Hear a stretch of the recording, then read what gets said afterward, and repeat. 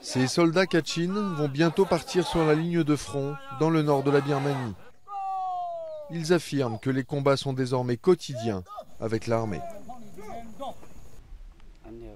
Je me suis engagé pour me battre pour la liberté des Kachin et pour faire quelque chose pour mon peuple. Les combats entre les rebelles Kachin et l'armée birmane ont repris il y a 1 an après 17 ans de trêve. Des violences qui ont poussé des dizaines de milliers de personnes à fuir leur village. Les rebelles réclament plus de droits, plus d'autonomie et le contrôle des richesses naturelles de la région. Un dossier désormais au cœur des préoccupations occidentales.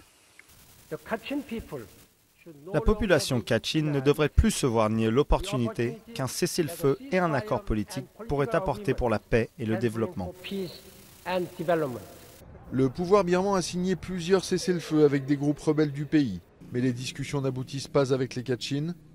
L'équipe de négociateurs du gouvernement a bien été récemment débarrassée de ces éléments les plus conservateurs, mais les Kachin dénoncent l'attitude de l'armée.